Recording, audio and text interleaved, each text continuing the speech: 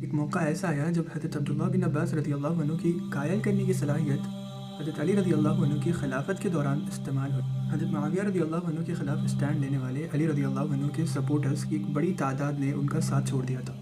عبداللہ بن عباس علی رضی اللہ عنہ کے پاس گئے اور ان سے بات کرنے کی اجازت مانگی۔ علی رضی اللہ عنہ تھوڑا ہچکچائے کیونکہ انہیں ڈر تھا کہ عبداللہ بن عباس ان کے ہاتھوں خطرے میں پڑ سکتے ہیں، لیکن آخرکار عبداللہ کی پرامیدی کو دیکھتے ہوئے اجازت دے دی کہ کچھ برا نہیں ہوگا۔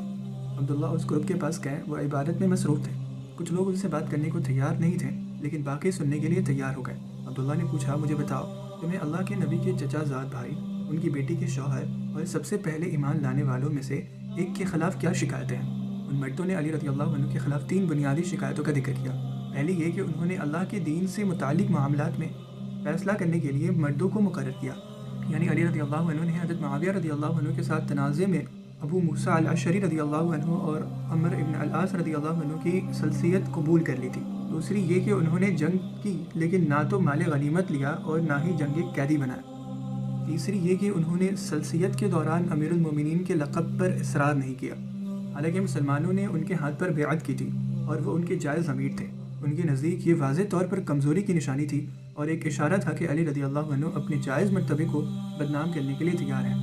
جواب میں عبداللہ نے ان سے پوچھا کہ اگر وہ قرآن کی آیات اور نبی صلی اللہ علیہ وآلہ وسلم کے اقوال پیش کریں جن پر انہیں کوئی اعتراض نہ ہو اور جو ان کی تنقید سے متعلق ہو، تو کیا وہ اپنا موقف بدلنے کے لیے تیار ہوں گے؟ انہوں نے جواب دیا کہ وہ تیار ہیں، اور عبداللہ نے بات شروع کی، آپ کے اس بیان کے بارے میں کہ علی رضی اللہ عنہ نے اللہ کے دین کے معاملات میں فیصلہ کرنے کے لیے مردوں کو مقرر کیا ہے۔ اللہ تعالیٰ فرماتا ہے، اے ایمان والو، احرام کی حالت میں شکار نہ کرو، اور تم میں سے 2 منصف مرد اس کا فیصلہ کریں۔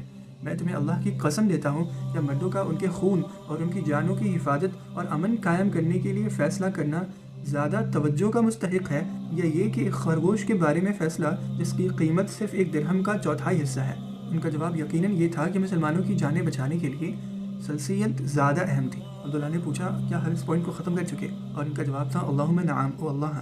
عبداللہ نے بات جاری رکھی، رہی بات آپ کے اس بیان کی کہ علی رضی اللہ عنہ نے جنگ کی اور جنگی قیدی نہیں بنائے جیسے نبی صلی اللہ علیہ وسلم نے بنائے تھے، تو کیا آپ واقعی اپنی ماں عائشہ رضی اللہ عنہا کو قیدی بنانا چاہتے ہیں اور ان کے ساتھ ویسا ہی سلوک کرنا چاہتے ہیں جیسا قیدیوں کے ساتھ کیا جاتا ہے؟ اگر آپ کا جواب ہاں ہے تو آپ کفر میں پڑ گئے ہیں، اور اگر آپ کہتے ہیں کہ وہ آپ کی ماں نہیں ہے تو بھی آپ کفر کی حالت میں پڑ گئے ہیں، کیونکہ اللہ فرماتا ہے نبی مومنوں کے لیے ان کی اپنی جانوں سے زیادہ قریب ہیں اور ان کی بیویاں ان کی مائیں ہیں۔ عبداللہ نے کہا، اپنے لیے جو چاہے چل لو، اور پھر پوچھا کہ ہم اس پوائنٹ کو ختم کر چکے ہیں، اور اس بار بھی جو ان کا جواب تھا، اللہم نعم او اللہ او اللہ۔